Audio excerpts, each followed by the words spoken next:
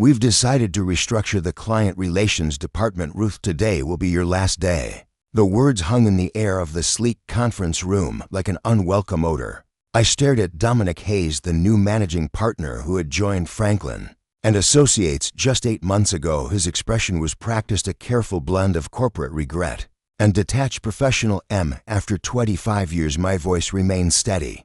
"Despite the earthquake happening inside me, business decisions aren't personal," he replied, sliding a manila folder across the polished table. "HR has prepared a severance package to Monan's salary and continuation of benefits through the end of the quarter." Janice from HR sat beside him, nodding sympathetically while avoiding eye contact. "The necessary downside affects several departments," she added. "This isn't a reflection on your performance, wasn't it though? At 58, I was the oldest employee in client relations. My salary was commensurate with my experience that had helped build Franklin and Associates from a scrappy legal consulting firm into an industry leader." "Does Arthur know about this?" I asked, referring to Arthur Franklin, the founding partner who had personally hired me 25 years ago. Dominic's jaw tightened. "All partners were consulted on restructuring decisions." An obvious non-answer. "Arthur had been in London for the past 3 weeks, negotiating our expansion into the European market. Best of luck in your future endeavors," Dominic concluded, with a smile that never reached his eyes. "Security will escort you to clear out your desk." Standard protocol. I'd helped write that protocol 12 years ago. "My name is Ruth Pearson, and until 10 minutes ago, I was the Senior Director of Client Relations at Franklin and Associates, one of Boston's premier legal consulting firms. I devoted my career to building relationships with our clients, understanding their needs, anticipating their concerns, and ensuring they felt valued beyond the billable hours. In an industry where firms were often seen as interchangeable, I'd made sure our clients saw us as irreplaceable. Now I was being discarded like an outdated policy manual, with nothing but a manila folder and platitudes to show for a quarter century of dedication. As the security guard hovered awkwardly by my desk, I methodically packed my personal items, photos with clients at charity galas, thank you notes from the Chambers family after we helped them navigate a complex corporate restructuring. The crystal paper weight Arthur had given me on my 20th work anniversary. My phone buzzed. A text from Catherine Winters, CEO of Winters Healthcare, our largest client. "Ruth heard troubling rumors about changes at FNA. Our quarterly review is next week. Call me ASAP." I looked up to see Dominic watching from his office, already on the phone, no doubt spinning damage control. What he didn't know, what none of them seemed to understand, was that client relationships couldn't be transferred in a memo or reassigned in a database. They were built on trust, consistency, and personal connection. And I had just been severed from 25 years worth of those connections. I joined Franklin and Associates in 1998 when we occupied half a floor in a modest office building and had exactly 17 clients. Arthur Franklin was 42, then bursting with ambition and determined to create a different kind of consulting firm, one where client satisfaction genuinely mattered more than billable hours. "Numbers are the language of business, Ruth," he told me during my interview, "but relationships are its heart. Anyone can crunch numbers, not everyone can build trust." Over the years, I'd embodied that philosophy. While others chased promotions through high-profile projects and office politics, I focused on becoming indispensable to our clients. I remembered their children's names and college choices. I knew which clients wanted detailed technical explanations and which preferred big-picture summaries. I tracked company milestones, leadership changes, and strategic pivots so we could anticipate their needs rather than merely respond to them. "You're the relationship architect," Arthur had said at my 20th anniversary celebration. "You've built the foundation that supports everything we do." The firm had grown steadily under Arthur's leadership, but things began to change 2 years ago when we took on outside investors. To fuel expansion, new partners joined the leadership team, bringing Harvard MBS and strategic visions that increasingly prioritized efficiency metrics over client experience. Dominic Hayes, with his slick presentations and ruthless focus on the bottom line, had been the most aggressive of these additions since his arrival. Employee turnover had increased by 40%. The unofficial motto had shifted from Arthur's clients first to Dominic's maximum value extraction. I'd voiced concerns during executive meetings pointing out that our client retention rates were beginning to slip. We're sacrificing long-term stability for short-term gains.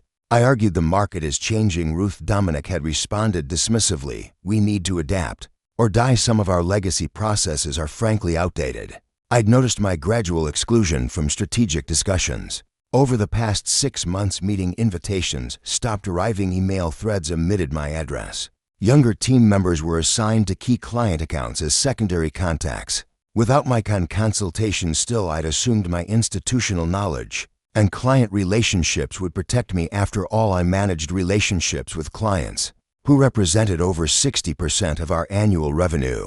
Catherine Witters alone brought in nearly $4 million yearly and had explicitly stated in her last contract renewal that she wanted me as her primary contact. Recently, though, I'd sensed something more ominous brewing. Last week I'd overheard Dominic on the phone. The restructuring gives us an opportunity to trim the legacy fat. Their retirement plans would cost us millions in the long run. I should have seen it coming, but after 25 years, I'd made the mistake of thinking loyalty still counted for something. The humiliation of being escorted from the building like a security threat still burned. 3 days later, I sat in my apartment surrounded by job search websites and unanswered texts from colleagues. My LinkedIn profile had exploded with views. Nothing like a sudden termination to make you temporarily interesting. My landline rang, a rare occurrence.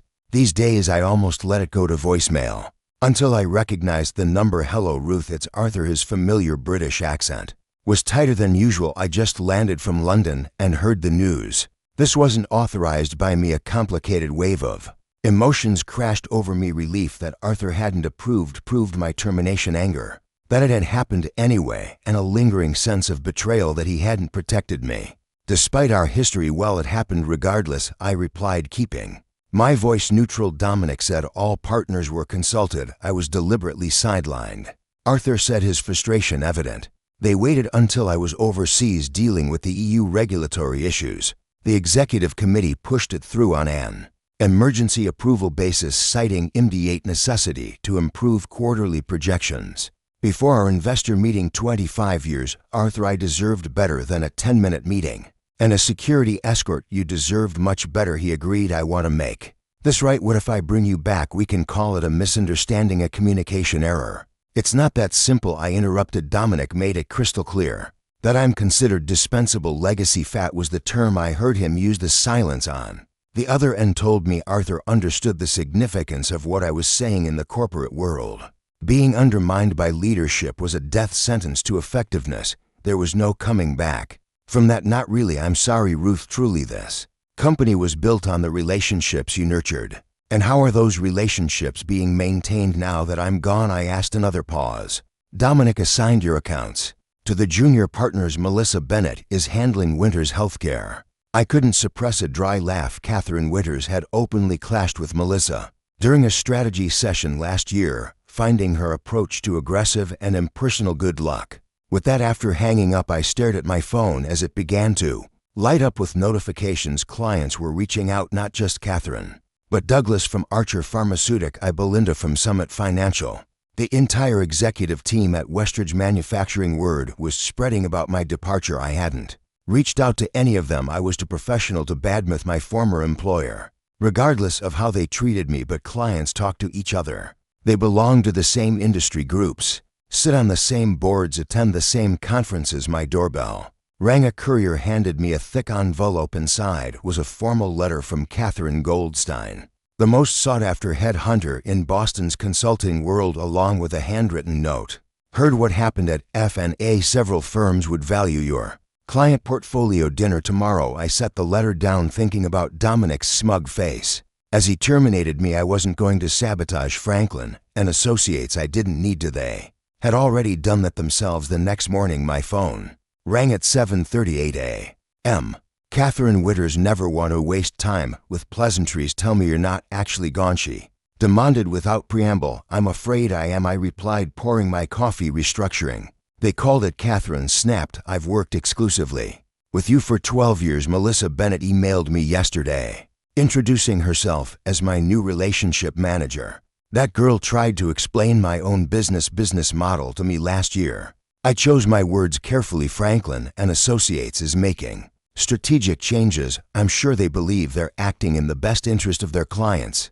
Don't give me the corporate line, Ruth, we've known each other too long. Catherine paused. Were deteriorating for years. One leadership change wouldn't fix that overnight. On the other hand, Blackwell offered a fresh start, new colleagues, new culture, new opportunities. The compensation and partnership were generous. I could bring willing clients with me and build something vibrant. By 6:00 a.m., I'd made my decision. I called Catherine Goldstein, knowing she'd be awake. I'm going with Blackwell. I told her, smart choice. She replied, I'll let them know. They'll be thrilled. There's something else I need from them, I added, explaining my condition. Catherine listened, then laughed. Ruthless. Ruth, I love it. I'll present it to them this morning. At 8:45 a.m., I walked into Franklin and Associates for the first time since my termination. The receptionist say, East widened. Miss Pearson, are you here for the all-hands meeting? I am. Arthur is expecting me. The conference room was packed when I arrived. Partners, who normally attended virtually, had flown in from across the country. Junior staff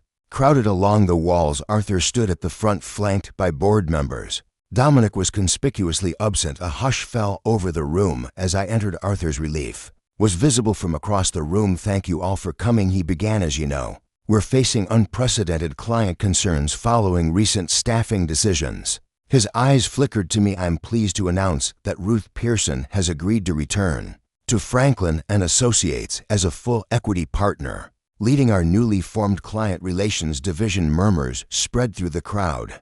Arthur raised his hand for silence.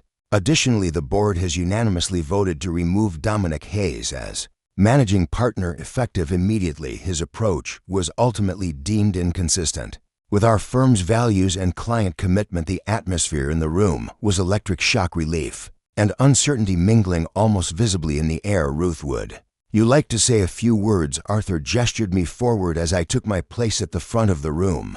I saw Thomas give me a subtle thumbs up from the back wall. I surveyed the faces before me, some hopeful, some wary, all attentive. Thank you, Arthur. I appreciate the offer to return as partner. I began. However, I must clarify something important. I'm not coming back to Franklin and Associates. Arthur's face froze in confusion. Several board members exchanged alarmed glances. Instead, I continued calmly, I'm pleased to announce that I've accepted a partnership position at Blackwell Consulting, which has just completed acquisition negotiations with our Capital to purchase a controlling interest in Franklin and Associates. The room erupted in shocked exclamations. Arthur looked as though he'd been struck. The transition will begin next week, I continued once the noise subsided. Blackwell has assured me they value the institutional knowledge and client relationships built here. There are no plans for mass layoffs or restructuring unless, of course, they're deemed necessary for efficiency. Arthur stepped forward. Ruth, what have you done? I haven't done anything, Arthur. Blackwell has been seeking to expand their Boston presence for years. Her eyes in Capital, as majority shareholder in FNA, was happy to consider their offer, especially given recent client instability. It's just business, after all, nothing personal. As the implications sank in, I saw the dawning realization in Arthur's eyes. He had failed to protect me when it mattered. He had allowed loyalty to be sacrificed for short-term gains. Now facing his own obsolescence, he understood the true cost of those decisions. The meeting dissolved into chaos as I walked out. Head high, my phone buzzed with a text from Catherine. Winters just heard the news. Dinner tonight to discuss Winters Healthcare's future with Blackwell. Franklin. I smiled as I stepped into the elevator. I hadn't sought revenge, but justice had found its way to me nonetheless. The Boston Business Journal broke the story the next morning. Consulting shakeup. Blackwell acquires Franklin and Associates after client exodus. The article detailed how the departure of a key senior executive had triggered an unprecedented client revolt, destabilizing the firm enough to make the acquisition possible. My name appeared only once, buried in the 15th paragraph. Ruth Pearson, former Senior Director of Client Relations, has accepted a partnership at Blackwell and will oversee the integration of Franklin and Associates client portfolios. It was a clinical description of what was in reality a seismic powers shift. Within 3 weeks, I had gone from terminated employee to the person controlling the fate of the very firm that had discarded me. The integration planning began immediately. I worked from Blackwell's offices, reviewing organizational charts and client portfolios from both firms each day brought a parade of former Franklin colleagues. To my door, some seeking reassurance about their positions, others suddenly remembering how they'd always respected my work or disagreed with Dominic's decision.